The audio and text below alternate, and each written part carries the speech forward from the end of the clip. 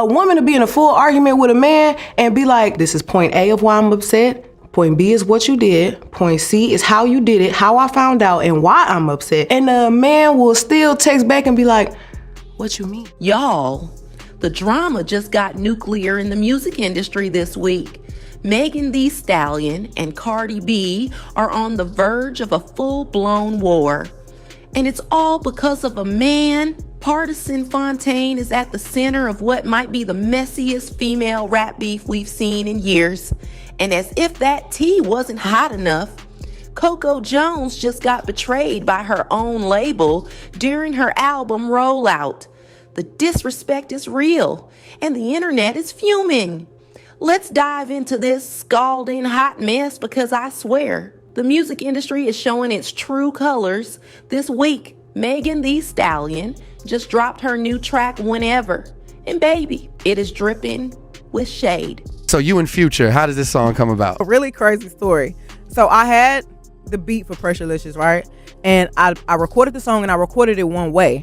And I'm like, you know what? This will really sound hard if Future was on it. Now I need y'all to pay close attention, because this is where things get interesting. What initially seemed like just another Megan banger is actually a strategic missile aimed directly at Cardi B. At least that's what the internet detectives are saying. In the track, Megan mimics Cardi's iconic 1B, 2B, 3B, 4 flow pattern. But it doesn't sound like she's paying homage. It's giving mockery. It's giving shade. It's giving, I've got something to say to you. What do you attribute that type of strength to be able to? Definitely my mother and my great grandmother. They were so strong, and they just taught me to be that strong. And I just went through this crazy period where I was like, oh my God, what am I gonna do? And then she immediately follows it up, talking about hanging with ops and how she acts accordingly when people cross her. Like, are we supposed to believe that's a coincidence? But why would Megan come for Cardi like this? What could possibly have sparked this tension between two queens who used to be on good terms? 2 words: Pardison Fontaine. For those who need a refresher, Pardison, who goes by Party, was Megan's boyfriend for about 2 years before they had a messy breakup in 2023. I don't want to stop because I know it's not what my mama would want. My grandmother had finally got to see me on a magazine, and that was just a great feeling. So That's amazing. Well, it's inspiring because everybody going through something out here. And when I say messy, I mean messy. There were allegations, subliminals, the whole 9 yards. Now here's where Cardi comes in. Party has been Cardi's songwriter for years. He's the pen behind some of her biggest hits. And apparently, Megan feels some type of way about Cardi continuing to work with her ex after everything that went down. Can we blame her though? I don't know. It's like different factors that I feel like people just be like, probably like hating on me or something like that. But I always felt like in my whole life, it has been like that. That's why I'm such an introvert too. Like I don't really, coming from the Bronx and. Would you be cool with your industry sister still doing business with someone who allegedly did you dirty? That's the question everyone's asking. But Megan didn't just stop at the lyrics. Oh no, she took it a step further in the music video. In one scene, she literally shoots at an 8-ball. And guess what? Party has a massive 8-ball tattoo on his back. Somebody figure out what's Future feature price. Like, let's just ask him what's his feature price. Okay. And they was like, okay, $250. He wants $250K. I was like, okay, bet. Somebody go pull $250,000 off the bank. That's not subtle. That's not accidental. That's a direct shot. Megan is playing no games in 2024. And Cardi, well, she's not exactly taking the high road either. Rumors are swirling that she liked to post, dragging Megan, claiming that Tory Lanez, yes, the man currently serving time for shooting Megan, is making more money from jail than Megan is making with her music right now. Now, was the screenshot real or was it photoshopped? But I'm gonna fly my kids out because my daughter's off till the 25th. Gotcha. Spring break? Yeah, so it's like, I could fly, like, I was in Miami for a month and I was flying my kids over there every weekend. But, like, on the road, it's gonna be kind of, like, hard. Like, oh, yeah, keep coming with me every single day. And We don't know for sure, but either way, it's got people talking. And in this industry, sometimes that's all it takes to fan the flames. What makes this whole situation even more interesting is how calculated it all feels. I just thought he was like a manager. I was like, whatever. I went to his crib and he had like a whole studio in his basement and he had like a couple of plaques and I'm like, he was like, I'm a producer, like I do beats and everything. Remember when Megan dropped Hiss and it went #1 after all the Nicki Minaj drama? Megan knows exactly what she's doing. She understands that controversy equals clicks, views, streams, and sales. She's not just making music, she's making moments. And honestly, it's working.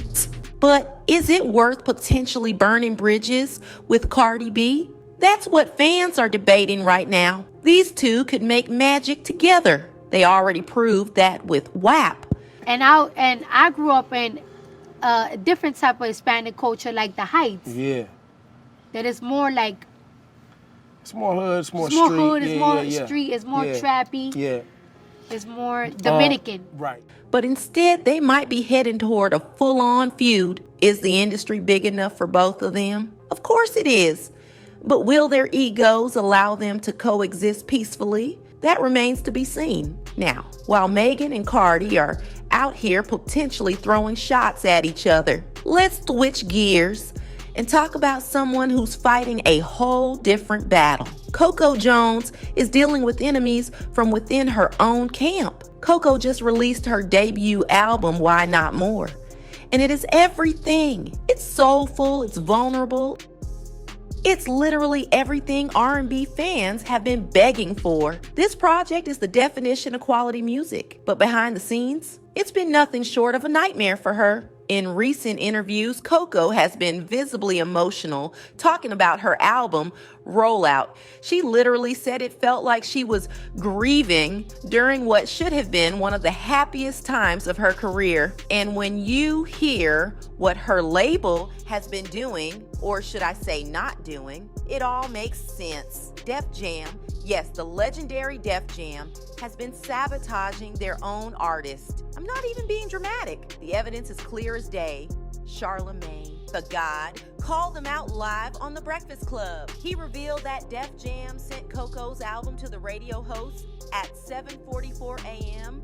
on the morning of her scheduled interview. Are you kidding me? Imagine spending years creating your debut album, pouring your heart, soul, and talent into every single track, only for your label to send it to major media outlets hours before your interview? How are hosts supposed to have thoughtful questions? How are they supposed to highlight the standout tracks? How is Coco supposed to have a meaningful conversation about her work when nobody's even had time to listen to it? Charlemagne was so disgusted by this that he said they almost canceled the interview completely because it was such a disservice to Coco. And Coco's reaction? You could see the pain on her face, but she stayed professional. She didn't throw a tantrum. She didn't name names. She just acknowledged that things could have been handled better. That's called GRACE.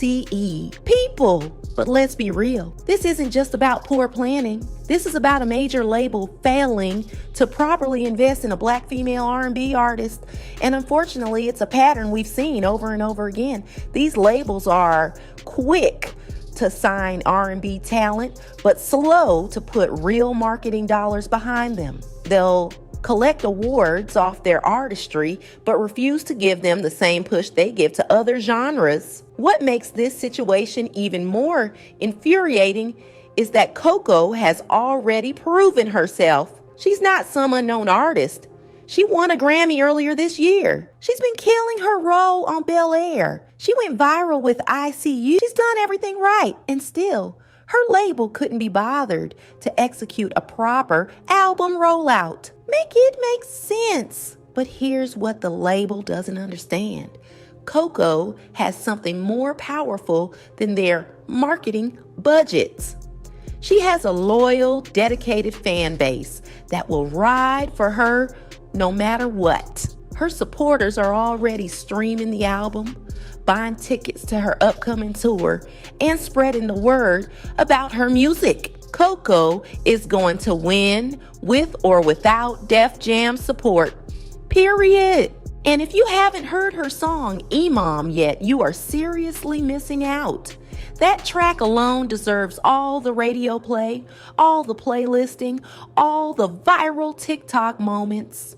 Coco delivered hit after hit on this album, and the fact that her label isn't moving heaven and earth to promote it is criminal. So now we have two major situations unfolding in the music industry right now. Potential bad blood between two rap superstars and a talented R&B artist being failed by her own label.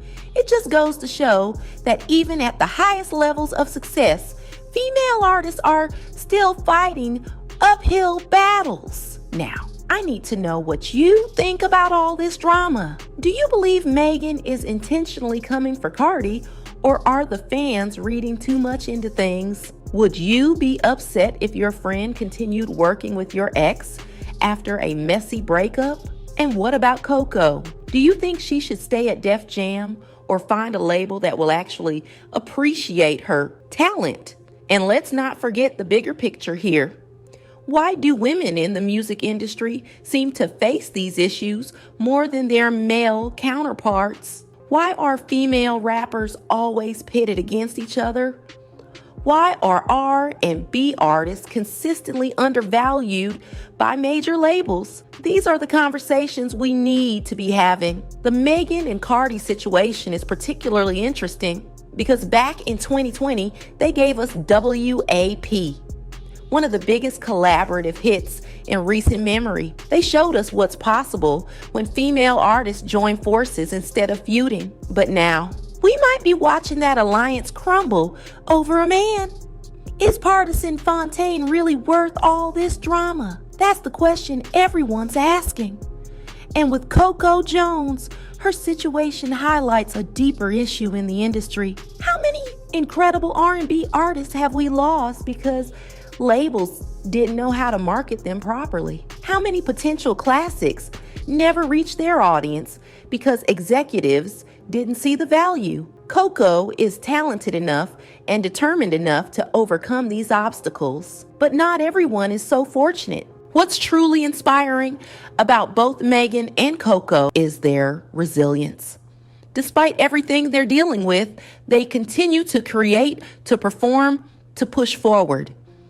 They're showing us what it means to be a woman in this industry, constantly fighting for respect, for proper treatment, for the recognition they deserve.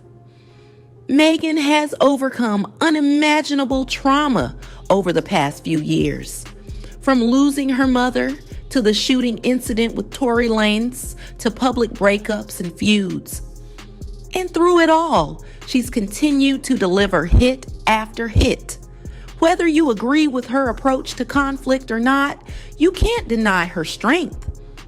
And Coco's journey from Disney star to Grammy-winning artist is nothing short of remarkable. She faced rejection after rejection, was told no countless times, and still persevered until the world could no longer ignore her talent. Even now, with her label failing her, she's finding ways to connect with her audience and share her gift. These women represent the best and worst of the music industry. Incredible talent and determination paired with unnecessary obstacles and drama.